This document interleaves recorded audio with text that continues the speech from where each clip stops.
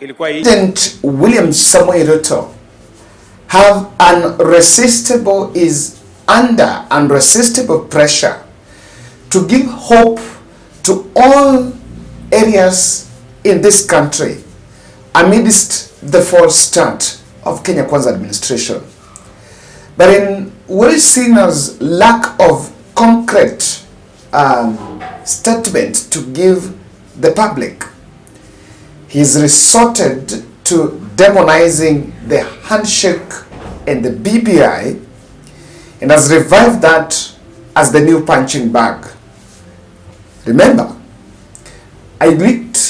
many experts are seeing President shooting himself in the foot, since what he's just doing is early 2027 political campaigns, even as the population goes through the hardships. The cultural ceremony to Bonore in Turkana was mutilated and turned into a vote mobilization platform, and nothing to mention about the most attractive Turkana culture. That is our politics. And political experts are asking, what is the big threat? Why Kenya Kwanza has just rolled back to full-blown political campaigns 1 year, nearly just 1 year after getting to office, while who are supposed to be Azimio Moja, that are supposed to be William Ruto's key opponents, are not even out to grab power from him.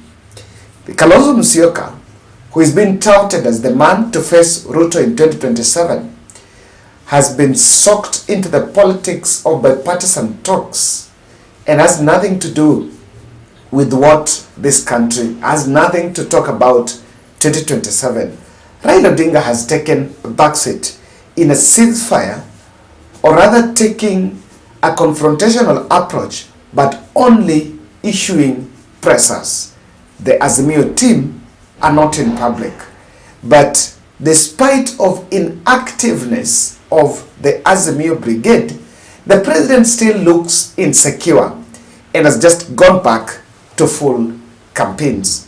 I want you to listen to Turkana governor, who also decamped to UDA party and saying the way he's going to mobilize, the way he's going to help the president get the Turkana vote. Palisia mimi kama gavana wa Turkana County, kuna watu wamekuwa wakitaka kusikia sauti yangu kama gavana. Mnataka kusikia sauti yangu vile nitasema juu ya uhusiano yangu na rais wa taifa la Kenya? Wangapi wanasema leo tupate kusema kitu kama simba wa hii county? Mimi tangu nianze kusimama kama councillor miaka 10, nilikuwa councillor for 2 terms, councillor during the defunct councils, and then a member of county assembly for Takwel, the largest ward in Kenya, na nikawa mbunge na nikawa gavana. Ukimaliza miaka yako 14, mimi nitasimama rais.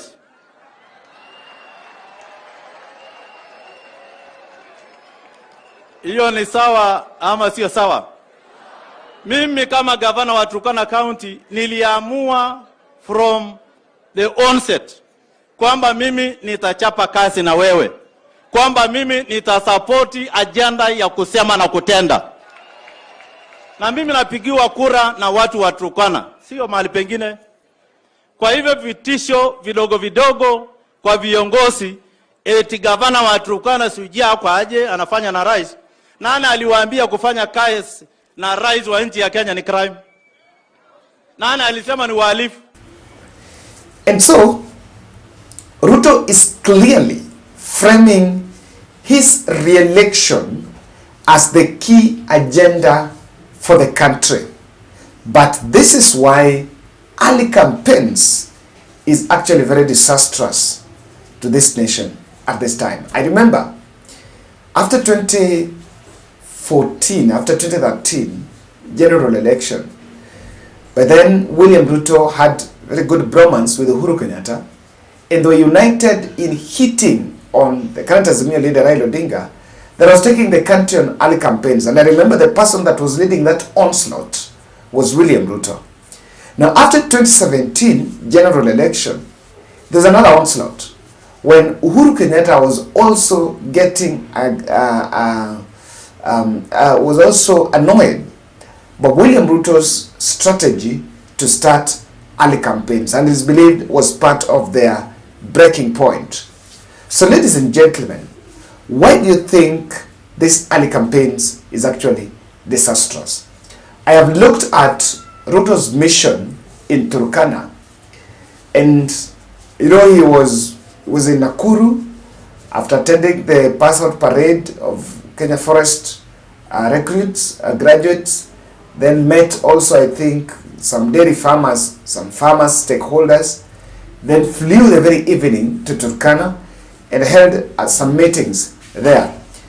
All this are just about political campaigns. But I just want to explain that in some 3 reasons. But before that, I want to humbly request you to subscribe to our channel, click the notification bell, and like our video. And I also want to take this opportunity to thank you from deep in my heart for supporting our charity programs apart from just the political podcast. We agreed in this podcast that we will not just sit and complain about the political leadership, and the age we decided to cut is also to be part of the solution. We have done tremendous work as members of the Bold family to support those during their hour of need. And I'm just so happy, and may God still continue blessing you. I will not get tired of saying thank you on behalf of many people that we have supported this year. Ladies and gentlemen, this is it. Turkana mission was a campaign mission. And what William Ruto went there to do is to just to make sure that you add into the votes that he got there. But this is the disaster with early campaigns, and that's why this early campaigns is actually going to paralyze government. There is going to be continued pilferage of resources. I'm using the word pilferage because recently, I think the Auditor General raised a question, a red flag, on just expenditure on our domestic travel. And we realized that the office of the president and the executive office of the president and the parliament spent close to 20 billion within the last 6 months in just moving around the country. And if you look at the guests, the people that accompanied the president to Turkana, I noticed Waziri Alfred Mutua, who is in charge of tourism, and rightfully so, he needs to be in that place. Then I also saw the former gender CS, Aisha Juma. I don't know whether he's been taken. He's better some minister that I don't even know. She was also there. These are a cabinet portfolio. That is, Aisha Juma is having a cabinet portfolio. So what, in terms of package and how it's going there, is something that is not just a child's play.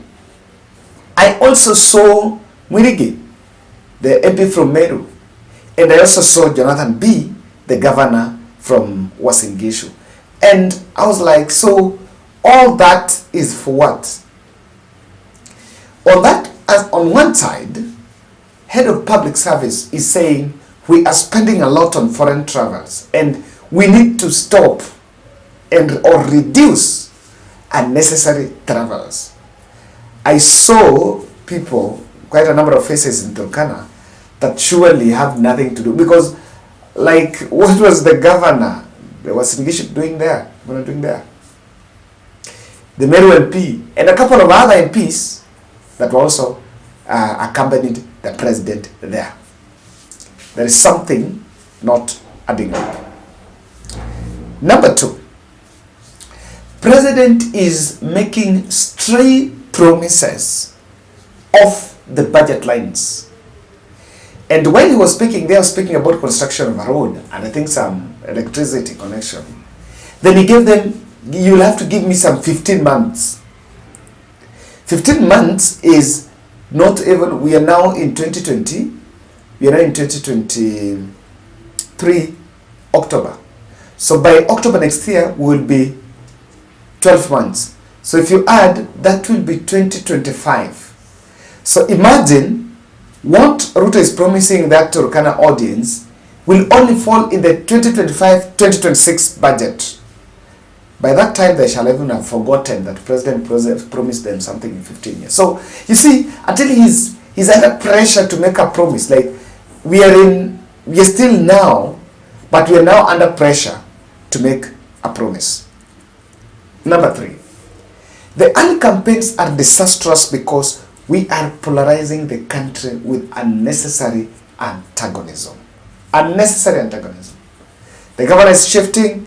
He's now started saying the way, he has some other people that have been calling him and reaching out to him, asking him some tough questions, and you're like, surely, we have seen some very unnecessary early defections. And these defections, we are putting the country in the campaign mode. And the reason why we're polarizing the country here is, when the president starts campaigning at the top, then tell me, will the governor work? Will the MP work? Because all the other opponents to the sitting elected leaders are now activating their campaigns because it has started back. It has started at the top. So I don't think it's good. And of course I doubt, if Kenya Kwanza normally have an ambition of changing things, then I don't think they needed to take that route this early. Thank you.